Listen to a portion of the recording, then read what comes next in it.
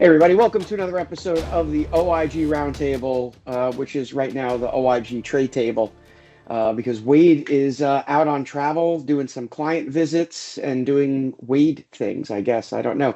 But I've got Matt Kachansky here, retired special agent in charge from HHS OIG and the retired Northeast UPIC director, and now our payment integrity director, our SIU team.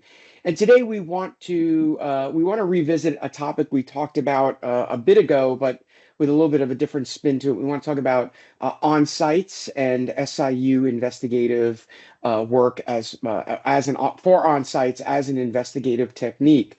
And the reason we want to highlight that is a couple things. Number one, we have, for one of our clients, we've created a pretty expansive checklist for on-sites and a policy that SIUs can follow. And so anybody out there who may have an interest in that can reach out to us so we can discuss that policy and discuss how we can help your SIU with shaping that policy so you're not reinventing the wheel. But interestingly enough, we recently, with one of our larger SIU plan contracts, have started doing pretty robust on-sites, and we're not doing so. On-sites take two categories. There's the physical surveillance where you're just kind of parking and sitting and taking notes and doing all that, and then there's on-sites where you're actually going in and doing the on-site and visiting the place, speaking to people, communicating, pulling records and the like. The one thing that we've noticed from the one project that we worked on was, so first of all, you get instant spontaneous feedback. We are doing a ton of work involving on-site surveillance of the physical location of clinics that are outliers for certain things.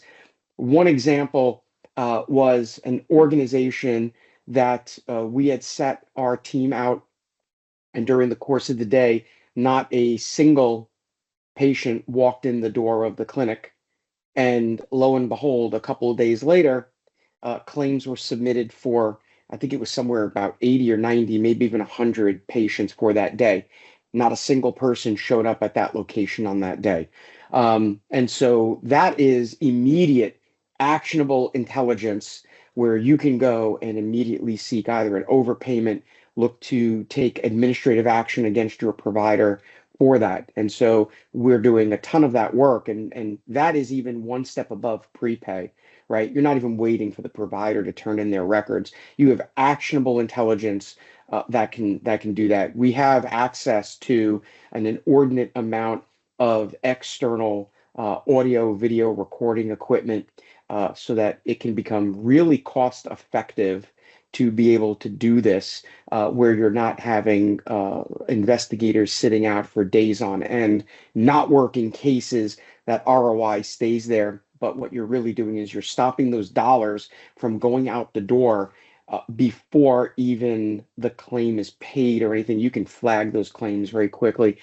And it's not even a prepay. You're denying basically on the fact that you've got people providing that key component, human intelligence, not just data. So, Matt, let's talk about that, because you put together actually, you rewrote and created the policy for one of our clients, and we've used it with some of our other clients regarding on-sites and the importance of that. And what we're not talking about is, we're not at the OIG anymore. So we're not talking about, a law enforcement type situation where we're preparing for a search warrant or something like that, but doing that surveillance in support of an on-site, and then on-sites and taking all of that. There's a ton of intelligence that you can gather, but then also when you're doing these on-sites, the kind of things that you're gleaning from the pre-planning surveillance and the like. So let's talk a little about the importance of doing that, but then also let's talk about, for an on-site, let's talk about when you're requesting records, probes, statistical, and then the tester files that you want. Yeah. Yeah, and let's follow up a little bit on we're not the OIG, we're not the FBI. It's not a surveillance, it's observational. You're just observing things from a public venue. You're not going in and sitting in the waiting room, counting the patients. You're in a public area seeing who's going in the door, coming out the door. Got to make sure that there's no privacy issues involved in what you're doing, that it's all public. So that's one. The other is like an interview, like any other investigative step, proper planning. If you're going to go out and you're going to observe something for an hour, 2 hours, pick the right time, pick the right day, look at the data. What's that provider's historical busiest day and time? Go there, go at that time for that following week or whatever, and see, is it true that that's happening or not? Or is it like what we've been finding, you know, there's nobody coming in the door. There's no patients here. It's just a shell. And then the bills come in. Right. So you So have to Matt, I do just want to proper interrupt you one planning. second. So let's talk about that a little bit about in that proper planning is picking the right day and time, Hmm. right? Like that is probably one of the key pieces so that you are in keeping your ROI maximized, your ROI on putting in this effort is not just going and saying, I'm going to go sit there on a Monday from 10 to 12, right? It's you have to be very judicious and understanding. And this is where data analytics is going to come into play, right? Right. You're going to look at the data history, you know, historically, what are their busiest days? What are their busiest hours within those days? Do they have office hours on Friday? And just take that day off the calendar if you don't see any billings for that day. And then you pick, historically, maybe it's Wednesdays from late morning to early afternoon or afternoon on Wednesdays are their busiest times in terms of the billing history. That's when you go.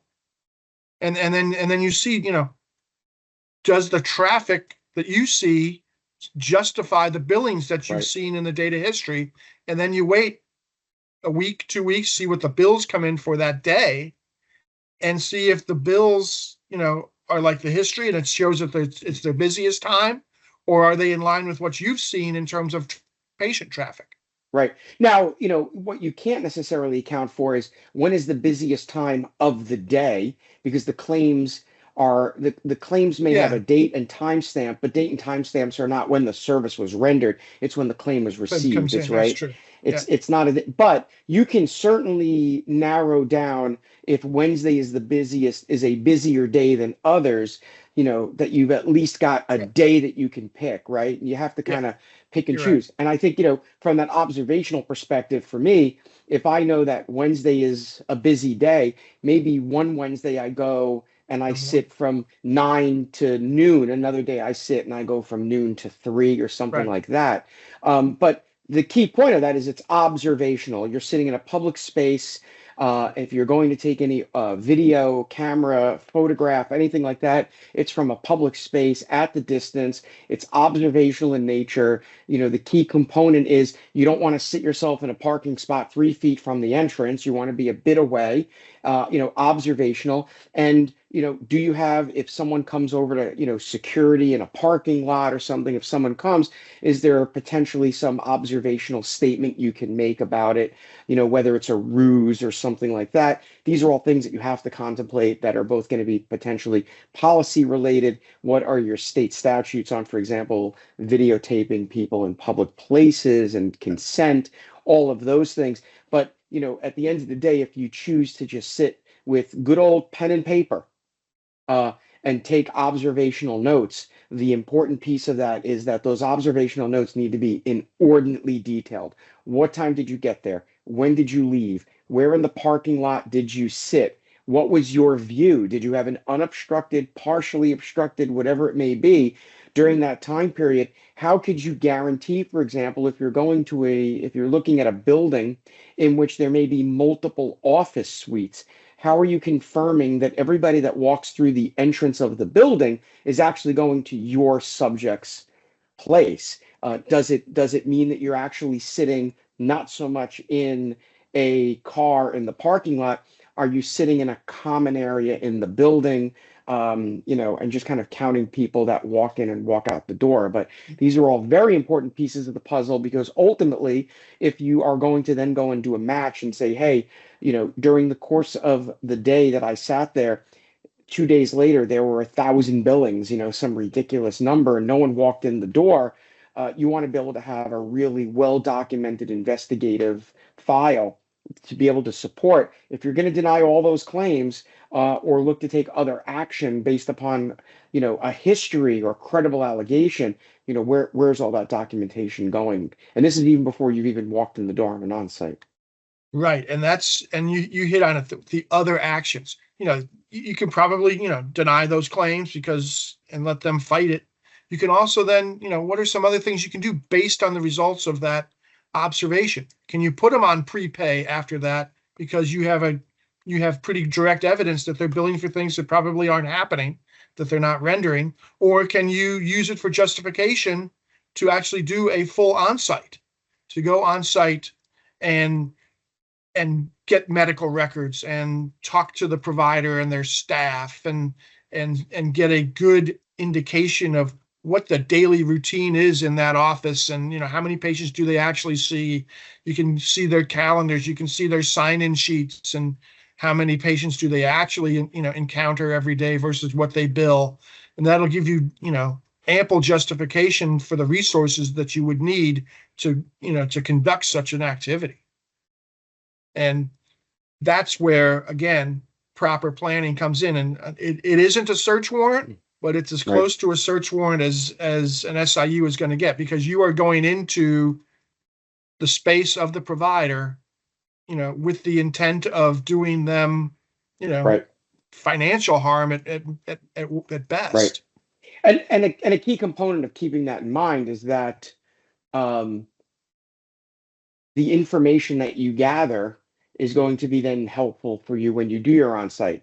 The one caveat to all of this is that you've got to be, as an SIU investigator, you've got to be inordinately conversant with what your payer's policy is on this. And that's where, we've helped with developing that policy and that checklist of what you should and shouldn't do. And it's as simple as things like, when you show up, what are you presenting? Do you have an ID? Do you have a corporate ID that you can wear that shows that you are who you are? A photograph corporate ID? Do you have a business card that further supports that? But let's talk about, for a little bit, so we're seeing some really big successes with the fact that we're sending out our physical teams to go out and do this physical surveillance, and we've got the ability to do some other related things that don't require the physical presence of an investigator, some electronic measures and things of that sort that we've invested in to be able to provide this to our client base. But let's talk about, when going to an on-site, and obviously there's a lot. We could talk about this for hours, but with kind of the short amount of time we've got, I think the important thing to talk about is when you're going on an on-site, one of the key components of doing an on-site is the collection of records, is the collection of the medical records for the dates of service that you want. And we've exhaustively discussed statistical sampling and probe sampling. And depending upon what you're looking to do, you're going to do a probe or a statistical sample. And likely part of the on-site is that you have a part of that is giving that list to your provider so that you can pick up those records on the day that you show up, whether it's statistical or a probe sample, and those are investigative decisions. But another piece of that is on-site is producing a secondary list of records you want right then and there that they pull right then and there, so that we have them as like whether tester claims or something like that. So let's talk a little bit about why that's an important piece of the puzzle as well. Yeah, the tester claims are really important because they're going to be separate from the SVRS, so they wouldn't be part of the extrapolated overpayment and things like that. But you should choose those based on the facts of the case. These are going to be the sample, the specific claims that you have a good deal of information about, that you don't think those things are happening. So maybe they are the claims on the day that you did the observation. You want to see the medical records right now for these patients that you billed for on this day, when you have a good indication that those patients were never there that day. So you get those records then, and so what that does is that ratchets up the notice to the provider that what's going on here, and it's the pucker factor raises up at that point for the provider. And it gives you immediate access to the records that you believe are the most suspect. And what you can have, maybe bring a coder or a nurse with you on the on-site. They can look at a few of those right then and there and say, there's nothing here, or there's doctored evidence here, or whatever. And that can then lead to further interviews, of the staff, and how are these records produced? Is there a charting party? What is, again, going back to what is the pattern and practice in this office for what they're doing? So it gives you a Right. lot of additional evidence to help you with the execution of the onsite from that point. Right. And I mean, just to keep it in the same vein, when we get back to, while we're not at the OIG, there's still kind of the investigative best practices that you can follow. Because an on-site, whether it's done in a law enforcement capacity or an SIU related capacity, there are some things that are going to be similar in nature, right? And number one is the purpose of going on site is because you think you have a really bad actor and you've got some information that suggests maybe there's an altering, a doctoring, or destruction of records, something like that. And so you want those kind of tester claims. And by the way, even though you may have a statistical sample of records and you pull another, say, 10 records that are going to be your tester claims, you should still review them. Don't take Right. them without the intention of reviewing them. Like it's Correct. part and parcel. They're just not part of your statistical sample or your extrapolation. They're already contemplated in statistical sampling and the overpayment estimation, but it's still something you should be considering.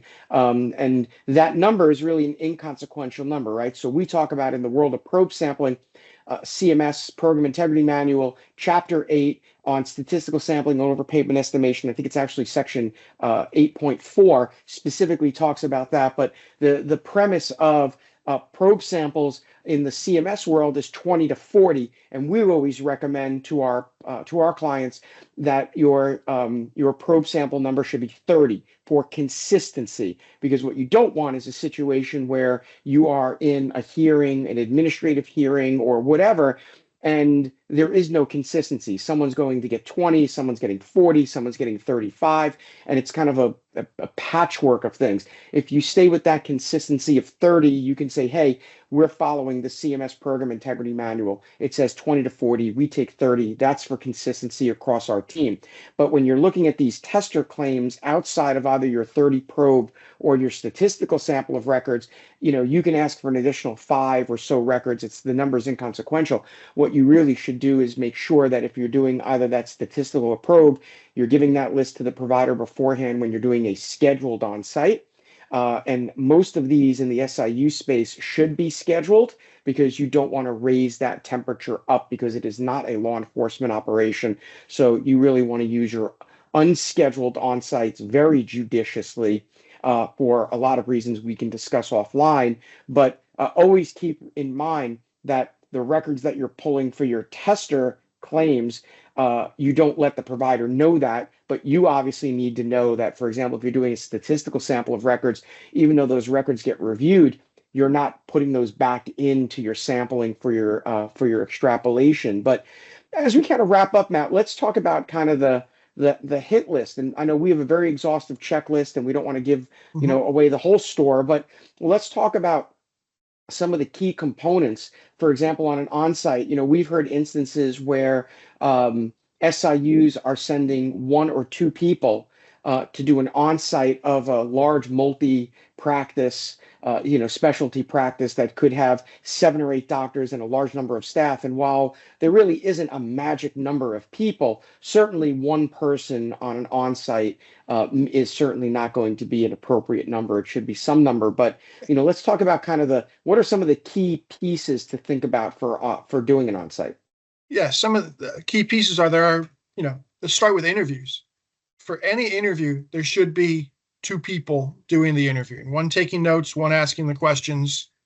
And it's just for integrity purposes as well as safety purposes. You need more than one person going on site. For interviews, at least 2 doing them. So if you've got multiple interviews, if you only bring in 2 people, you're going to be doing those consecutively and not concurrently. So that's a time issue that you might want to consider in your planning. The other is there are so many other things you want to be doing while you're on site. Gathering the medical records, whether that's just handing them the list or actually making copies or downloading them electronically from their EHR. So that's another resource that you have to think about in planning your thing. The other is taking a tour of the office. It might be that some of the issues relate to, do they have the equipment there that is needed to do some of the things that they're billing? So you're going to need to tour the office to see that equipment, take pictures of it, check out the latest time it was maintenanced and things like that to make sure it's, up to par. So all of those things take people and they take time. So, and the other consideration is you're going in probably when there's patients in the office. You're not going to have open access to the people you want to interview. They're going to be like seeing you between patients or after the day. So you have to take into consideration how many people do you need to do these things and squeeze in these other things, between times. So, when I was with the UPIC, we would take a minimum of 4 people on any onsite. 2 to do the Right. interviews, 2 to do the other things, Right. and they always stayed in pairs. Right. And part of that pre-operational planning is thinking about, for example, is this case involve an item, service, or procedure that requires the intervention of a provider with a piece of equipment, and knowing whether or not that equipment is there or not. And you brought this up, but an important piece that is, if you're going to do anything, you always want to make sure you're asking permission. You don't have carte blanche. It's not a search warrant.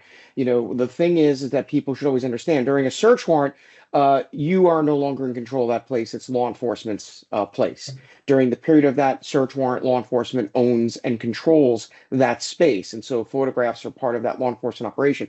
From an SIU perspective, if a provider says, you should be asking the provider, can I take a picture of this? Because particularly if it's a piece of equipment that is used for claims, is that piece of equipment dusty? Is it in a closet? Does it look like it's not been out or been serviced in a year or two? Like, what's the story with that? If the provider says, no, you cannot take photographs, then that's where it is super important to rely upon your secondary piece of equipment, the pen and paper. Right? If you can't take photographs, that it should be pen and paper where you're fully documenting what you observed from that piece of equipment. So we address a lot of this in our operational planning document, our checklist of things.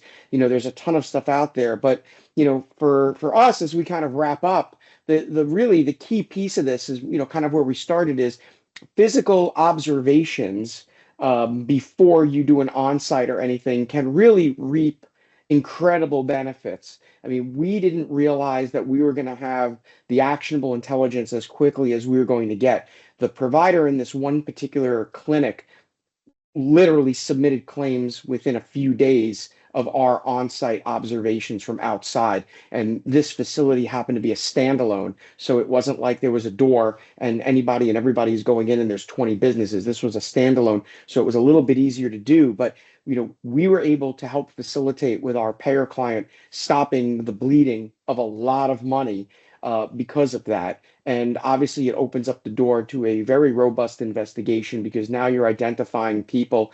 This was a substance abuse disorder clinic. People are theoretically going every day for a combination of therapy, medication, and the like. So if the provider billed for 90 people or 100 people, I'm making up a number in the course of that day, and they're supposed to be there every day. Did no one show up that day, but they showed up the other 4 days? So you've got a really good platform by which to start taking some actionable some actions against people because you've got actionable intelligence. And you sometimes will be surprised what you find just from sitting outside for a few minutes. So final thoughts, Matt, on that is obviously we believe in it and we're seeing some really good benefits that come out of it. There's a ton of collateral stuff that comes out of there. Are all the doctors working that day? Are they You know, credentialed, correctly for doing the services that they're providing? Are they there, are therapists there when they're doing physical therapy, or is it just assistants or aides that need supervision, but the supervisor isn't there? All of those things you can find only one way, and that's through onsites. Right. Yeah, there's a bunch of stuff records don't tell you. And that's where, we have this conversation all the time. Data will lie to you until you've confirmed it told the truth. But data analytics is one part of what really becomes that human intelligence. And that's why, we take pride here in the fact that we're doing the analytics and the services together because they work symbiotically. You cannot just have analytics by themselves because you are going to need to root out your false positives through that investigative piece of the puzzle. So, it's something to consider, particularly for smaller plans that don't have big budgets. we try to do these things at a price point that makes it palatable, but also provides for ROI on a lot of these that make it financially viable for a plan to do it. So again, if you want some more information about on-sites and observational related investigation work that's done in the live setting, feel free to reach out to us. Again, get us through our newsletter. You can get us by the website, Advize, A-D-V-I-Z-E health.com, as well as taking a look at our weekly newsletter. You can get up on the website. We have a refreshed website, and the newsletter has also been refreshed. So we appreciate everybody for jumping on and joining us for this. And until next week, we'll see you on the next OIG Roundtable. Thank you, everybody.